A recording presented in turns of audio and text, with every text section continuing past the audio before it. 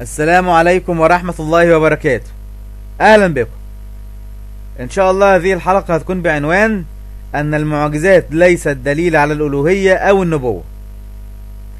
في الحقيقة أن النصارى بتحتج بمعجزات السيد المسيح وبتقول إن هو الله لأنه فعل معجزات عظيمة، معجزات كبيرة. لكن يسوع نفسه بيقول إن أي حد ممكن يعمل معجزات من الكاذبين والمحتلين والنصابين. هذا الكلام موجود في إنجيل متى 24 يقول النص: لأنه سيقوم مسحاء كذبة وأنبياء كذبة ويعطون آيات عظيمة وعجائب حتى يضلوا لو أمكن المختارين أيضا. يبقى في ناس كذبة ومحتلين ونصابين هيعملوا معجزات وعظيمة وعجائب.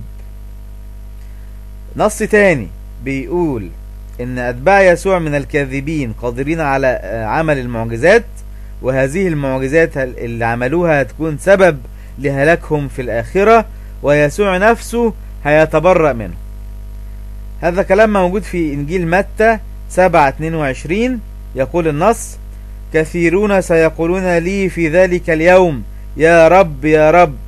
هذا كلام على لسان يسوع، وطبعا عرفنا أن كلمة يا رب يا رب المقصود بها يا معلم، كما جاء في يوحنا 1:38.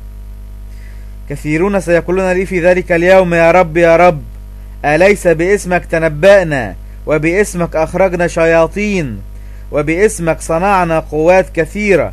فحينئذ أصرح لهم إني لم أعرفكم قط، اذهبوا عني يا فاعلي الإثم.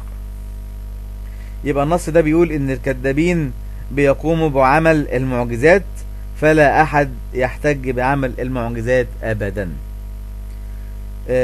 الأمر الثاني إن المعجزات اللي عملها يسوع عملها لأن الآب دفع إليه كل شيء. يعني يسوع لم يستطيع أن يفعل شيء أبدا من نفسه، وده كلام يسوع. في إنجيل متى 11:27 يقول النص: كل شيء قد دفع إلي من أبي. كل شيء قد دفع إلي من أبي، يعني كل شيء يفعله مدفوع له من أبيه. يبقى هو لا يقدر أن يفعل شيء بدون الآب. كل شيء، أي معجزة، أي شيء عمله مش من يسوع ولكن من الآب. النص واضح وصريح: كل شيء قد دفع إلي من أبي. يبقى أي معجزة النصراني يحتج بيها نقول له هذه المعجزة دفعت ليسوع من الآب. أيضا في إنجيل لوقا 11:20 يقول النص: ولكن إن كنت بإصبع الله أخرج الشياطين. ولكن إن كنت بإصبع الله أخرج الشياطين. يبقى يسوع لا يستطيع أن يخرجهم بنفسه، لا يستطيع أن يخرج الشياطين بنفسه، لكن يخرجهم بإصبع الله. إنجيل يوحنا 35 يسوع يقولها صريحة حتى لا يقول أحد إن يسوع بيعمل معجزات بنفسه. يقول النص: أنا لا أقدر أن أفعل من نفسي شيئا. أنا لا أقدر أن أفعل من نفسي شيئا. يبقى موضوع واضح وصريح جدا. يسوع لا يقدر أن يفعل من نفسه شيئا. يبقى إزاي يعمل معجزات؟ مش ممكن. مين اللي بيعمل معجزات؟ الآب. كل شيء قد دفع إلي من أبي. أيضا يوحنا 5:19 يقول النص: فأجاب يسوع وقال لهم: الحق الحق أقول لكم، لا يقدر الابن أن يعمل من نفسه شيئا إلا ما ينظر الآب. يعني الابن ما يقدرش يعمل حاجة إلا بمشيئة الآب وإلا بنظرة الآب إلى هذا الشيء. الأمر الآخر أيضا في موضوع المعجزات إن يسوع كان بيرفع نظره إلى السماء في حالتين. الحالة الأولى إنه يطلب من الله أن يجري معجزة على يديه حتى يؤمن به الناس إنه رسول من عند الله. الحالة الثانية بعد أن تحدث المعجزة يشكر يسوع الله أنه أجرى المعجزة على يديه حتى يؤمن به الناس.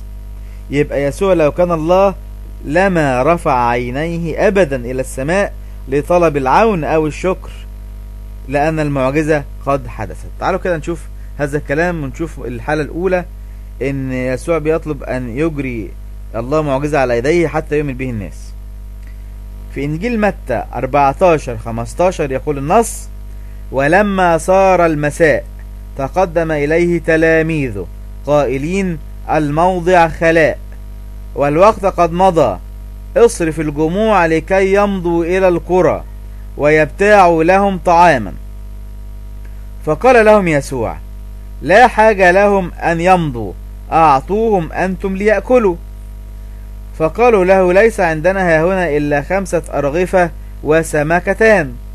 فقال: ائتوني بها إلى هنا.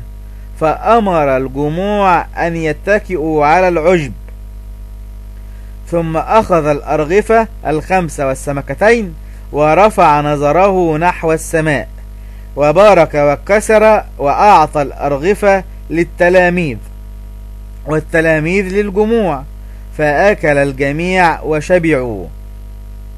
ثم رفعوا ما فضل من الكسر 12 قفة مملوءة، فأكل الجميع وشبعوا.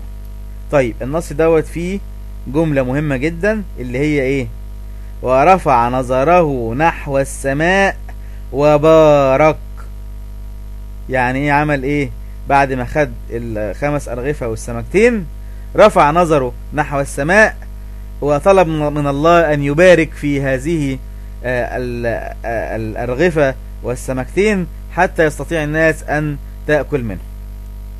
يبقى يسوع بيرفع عينه إلى السماء لأنه لا يستطيع أن يفعل من نفسه شيء، ويطلب العون والمساعدة وأن يدفع الله له هذه المعجزة. الحالة الثانية في مسألة رفع يسوع عينه إلى السماء كما جاء في النص التالي.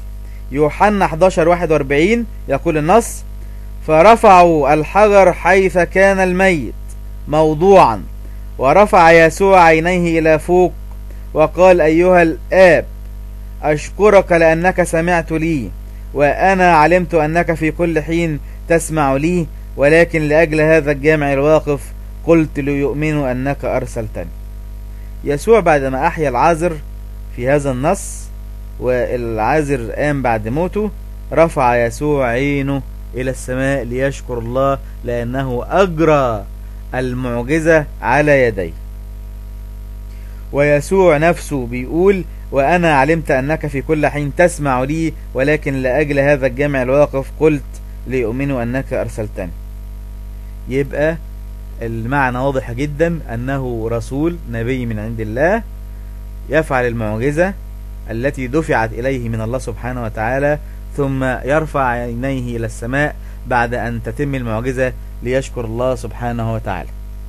إن شاء الله يكون موضوع المعجزات وضح، ونكون طرحنا الأمر بشكل جيد، وأنه لا يستطيع أبدا أي نصراني أن يحتج ويقول أن يسوع فعل معجزة، لأن كما قال يسوع أن الكاذبين والمحتلين والنصابين ممكن أن يفعلوا معجزات أيضا. نستودعكم الله، نلقاكم الحلقة القادمة، والسلام عليكم ورحمة الله وبركاته.